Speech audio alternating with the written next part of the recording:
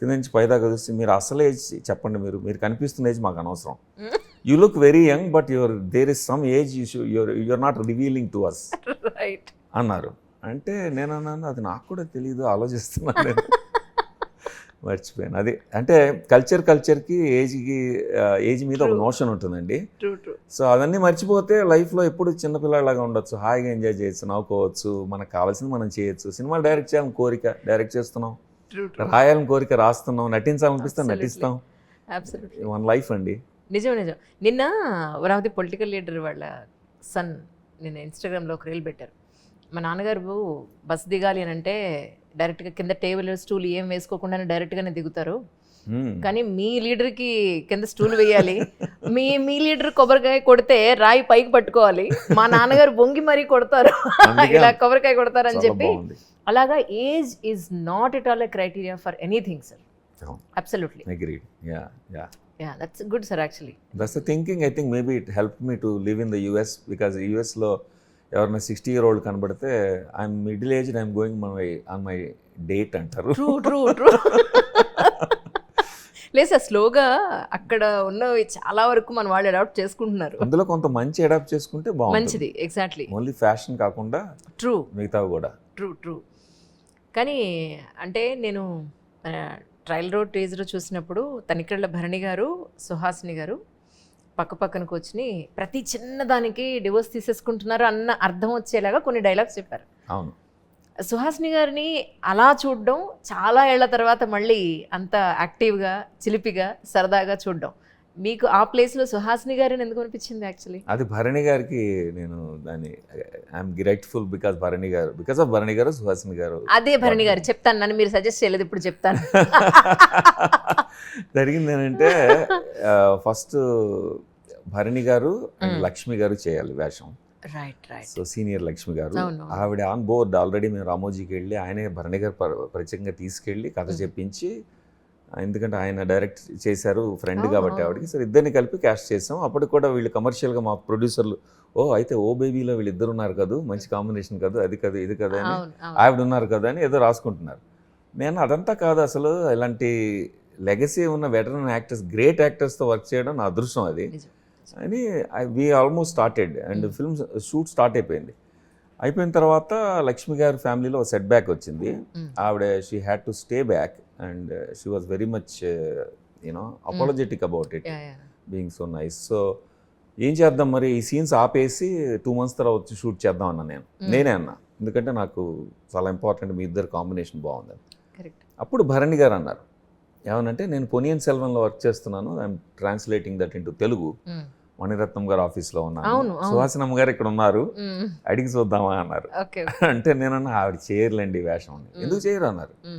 అంటే ఇది సరదాగా ఫన్గా ఉంటుందని కాదు, ఆవిడ సినిమాలు అలాంటివి కూడా చూశాను నేను, చేయగలరు, కానీ ఆవిడ ఎక్కువగా సీరియస్ రోల్సే చేస్తుంటే ఆవిడ ప్రిఫరెన్స్ ఏమో అనుకుంటున్నాను నేను. అంటే ఆయన అలా కాదండి, ఆయన ప్రిఫరెన్స్ కాదు, వచ్చే వేషాలు ఆవిడ చేస్తున్నారు అంతే, అడిగి చూస్తాను ఏమంటారు, కథ చెప్తే నచ్చుతుంది చూద్దాం అంటే ఆవిడకి చెప్పారు. చెప్తే ఆవిడ ఫోన్ చేశారు, ఫోన్లో కథ చెప్పమన్నారు. ఒక 15 గంట చెప్పాను నేను, ఇది జస్ట్ ఇలా ఉంటాయి క్యారెక్టర్స్ అది ఇదని మొత్తం ఒక ఇస్తే ఆవిడ చాలా ముచ్చటపడ్డారు. ఆవిడ అన్నారు, చాలా రోజుల తర్వాత నాకు ఇలాంటి వేషం చేసే అవకాశం కూడా వస్తుంది and I'm really happy to do this, I will do it అన్నారు. సో పొనియన్ సెల్వన్ జరుగుతూనే ఉంది, ఆవిడ అన్ని బాధ్యతలు వహిస్తూనే అక్కడ ప్రొడ్యూసర్గా, వన్ ఆఫ్ ద ప్రొడ్యూసర్స్ కదా, ఆ ఓన్ ప్రొడక్షన్ కదా, అది చేస్తూనే ఆ రష్లో she came, sliced out a week for us, came and shot the film and went. And it's just purely Bharani గారు, ఆయన వలన సుహాసిని గారు వచ్చారు. ఇంకా వాళ్ళిద్దరి కాంబినేషన్ కెమిస్ట్రీ ఎంత బ్యూటిఫుల్గా ఉందంటే, highly professional and so much fun, innovative actors. They almost teach me in every scene, every shot I work with, and that's what happens. Every day I go there and learn something new.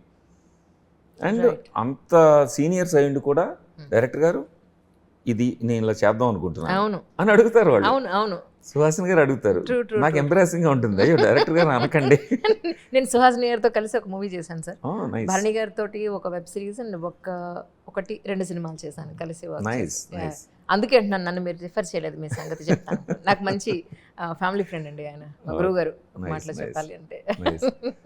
So ఇందులో సుహాసిని గారి film ఒకటి చూసాను long time back, I cannot remember it the title of it, జడ ఇలా వేసుకుని భానుచంద్ర ఉంటాడు అందులో, full తింగర్ వేషాలు వేస్తారు. అవునవునవును.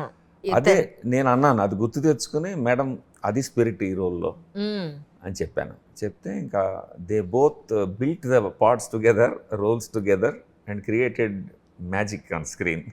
రైట్. నాకు అనిపిస్తుంది ఏంటంటే మీరు పెట్టడానికి హనీమూన్ ఎక్స్ప్రెస్ అని పెట్టినా ఇట్స్ ఆల్ అబౌట్ ఫ్యామిలీ వాల్యూస్తో కూడుకున్న ఒక మంచి సినిమా అని నేను అనుకుంటున్నాను. అవునండి. యాక్చువల్లీ చెప్పాలంటే యాక్చువల్లీ వై చైతన్యరావు గారు అంటే ఏం చెప్తారు? చైతన్యరావు గారు ఎందుకంటే ఇప్పుడు అంటే ఒక కథ రాస్తున్నప్పుడు ఈ యాక్టర్స్ అని రాసుకునే టైప్ ఆఫ్ రైటర్ కాదు నేను. So I just write it, imaginary characters, ఎవరో friends, bits and pieces of friends and family, ఏవో అబ్జర్వేషన్స్ కలిపి పాత్రలు పుడతాయి. సో క్యాస్టింగ్ చేస్తున్నప్పుడు ఫస్ట్ హెబ్బా పటేల్ గారు she agreed to do the role. Why Hebah Patel చెప్పిన తర్వాత వై చైతన్య అన్నారు. ఎందుకంటే ఫస్ట్ మై జర్నీ వాజ్ కాస్టింగ్లో ఫస్ట్ ఓకే అన్నది హెబ్బా పటేల్ గారు. అండ్ నేను ఆవిడతో మాట్లాడినప్పుడు చెప్పాను, ఇట్లాగా నాకు అంతకుముందు అయోధ్య కుమార్ నా friend director and he has done I film with her 24 pieces. So అయోధ్యతో మాట్లాడుతూ అతని స్క్రీన్ ప్లేలు నేను చదువుతాను, అది అతను చదువుతాడు, అవసర శ్రీనివాస్ లాగానే మేము అందరం ఎక్స్చేంజ్ చేసుకుంటాం screen plays, we give feedback to each other. So చదివి తను అన్నాడు హెబ్బా అయితే బాగుంటుందని తను అన్నాడు యాక్చువల్లీ.